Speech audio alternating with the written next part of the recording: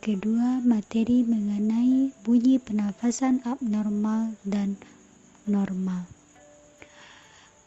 Pengertian kebutuhan bernafas adalah kebutuhan dasar bagi manusia untuk memenuhi kebutuhan oksigen yang optimal atau adekuat. Yang pertama mengenai pernafasan abnormal yang diketahui, yang pertama yaitu wheezing. Wheezing atau mengi adalah suara bernada tinggi yang dihasilkan oleh penyempitan saluran udara. Wheezing bunyinya seperti siulan atau suara musik yang terus-menerus, terutama terdengar saat ekspirasi meskipun kadang-kadang juga ditemukan saat inspirasi. Penyebab mengi yang pertama yaitu penyakit paru obstruktif kronik atau PPOK, yang kedua asma, yang ketiga alergi, yang keempat bronkitis, bronkiolitis, epiglotitis, penyakit gastroesophageal reflux atau GERD. Yang selanjutnya yaitu gagal jantung, kanker paru-paru, dan apnea tidur. Yang kedua mengenai ronki. Ronki digambarkan sebagai suara yang mirip dengkuran. Kondisi ini muncul saat udara tersumbat atau aliran udara menjadi kasar ketika melalui saluran udara yang besar. Ronki sendiri terdiri atas dua macam, yaitu ronki basah dan ronki kering.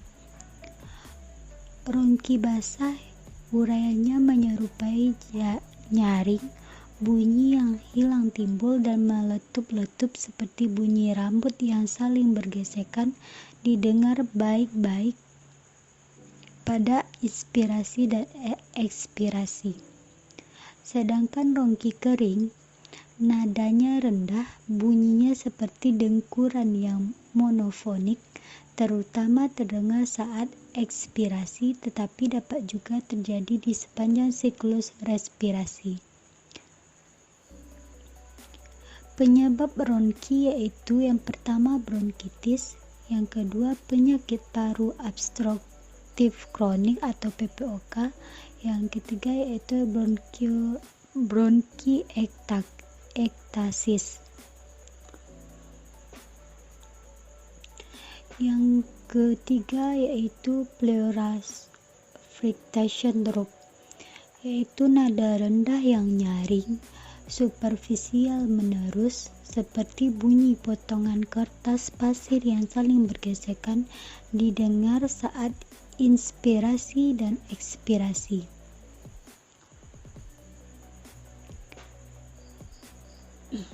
Selanjutnya yaitu stridor. Stridor adalah nada tinggi, bunyi seperti dengkuran yang monofonik, terdengar saat inspirasi, lebih keras di leher daripada di dinding dada. Stridor merupakan suara yang menyerupai mengi yang terdengar ketika seseorang bernafas. Umumnya, stridor terjadi karena penyumbatan aliran udara di tenggorokan atau di bagian belakang tenggorokan.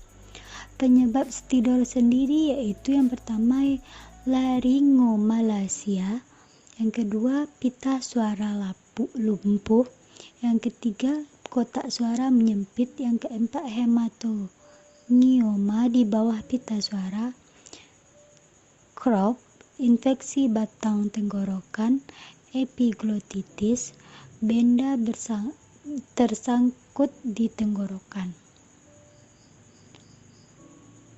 Kualitas bunyi pernafasan normal. Bunyi pernafasan normal terdiri dari 4 bunyi nafas. Yang pertama trakea dengan kualitas kasar nada tinggi, lokasinya pada trakea. Yang kedua bronkial, keras nada tinggi, lokasinya di samping trakea. Bronkovesikular, kualitasnya agak keras, nada agak tinggi, lokasinya di samping sternum. Yang terakhir yaitu vesikular, lemah, nada rendah, lokasinya bagian paru lainnya. Selanjutnya, materi mengenai nebulizer. Definisi nebulizer. Nebulizer atau nebulisasi merupakan proses menambahkan pelembab atau obat-obatan ke udara yang diinspirasi dengan campuran partikel berbagai ukuran dengan udara. Pengertian lain dari nebulizer yaitu alat untuk mengubah obat dalam bentuk cairan menjadi uap yang dihirup. Pengobatan yang memanfaatkan nebulizer biasanya diberikan pada penderita gangguan pernafasan seperti asma dan penyakit paru obstruktif kronis atau PPOK saat gejala sesak napas sedang muncul. Selanjutnya, terdapat prinsip kerja dari nebulizer. Yang pertama, nebu menggunakan prinsip aerosol untuk lembab tetesan maksimum air atau partikel dengan udara yang diinginkan dalam udara respirasi. Yang kedua, yaitu pelembab yang ditambah dalam sistem pernafasan melalui nebulizer akan meningkatkan pembersihan sekresi pulmonari. Nebulizer sering digunakan untuk pemberian bronkodilator dan mukoilitik. Apabila lapisan tipis cairan yang menyokong lapisan lendir pada silia dibiarkan kering, maka lapisan sila ini menjadi rusak dan tidak mampu membersihkan jalan nafas dengan adekuat. Selanjutnya, yaitu tujuan dari nebulizer sendiri yaitu meningkatkan bersihan mukolisa, mekanisme alamiah tubuh untuk membuang atau mendepres saluran pernafasan. Tujuan lain dari nebulizer yaitu batuk dan pilek berhubungan dengan lendir yang menumpuk di rongga pernafasan. Untuk itu, manfaat dari anak menggunakan nebulizer adalah mengontrol penumpukan lendir atau dahak sehingga batuk dan pilek bisa berkurang. Nebulizer alat yang memiliki fungsi seperti inhaler untuk mengubah dan memasukkan obat berbentuk cairan di dalamnya langsung ke saluran pernafasan. Selanjutnya yaitu mengenai tipe nebulizer. Tipe nebulizer sendiri terdiri dari nebulizer jet aerosol. Nebulizer jet aerosol menggunakan gas di bawah tekanan nebulizer. Yang kedua, nebulizer ultrasonik menggunakan getaran frekuensi tinggi untuk memecahkan air atau obat menjadi tetesan partikel halus. Bisa dilihat dari gambar nebulizer kompresor, bisa dilihat ada bagian-bagiannya. Selanjutnya, persiapan alat nebulizer.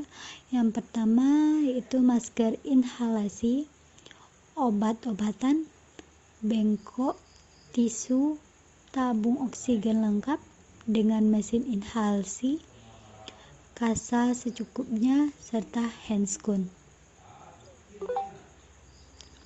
Fase kerja. Fase kerja yang pertama mengutamakan cuci tangan. Yang kedua, gunakan handscoon. Yang ketiga, atur posisi dengan posisi yang diatur yaitu dengan semi-fowler atau fowler. Masukkan obat sesuai dosis yang dibutuhkan dengan masker inhalasi. Selanjutnya yaitu selang oksigen dihubungkan dengan masker inhalasi. Yang selanjutnya itu Flow meter dibuka dengan ukuran sesuai dengan kebutuhan. Monitor uap atau obat. Mengenakan masker inhalasi dengan benar.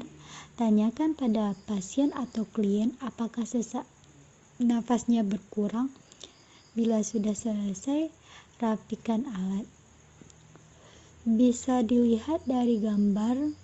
Cara pemasangan nebulizer sebagai berikut. Dan selanjutnya yaitu fase terakhir, yaitu fase terminasi,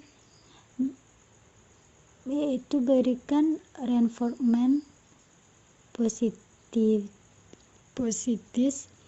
Kedua, kontrak kegiatan selanjutnya, cuci tangan, lalu yang terpenting yaitu dokumentasikan.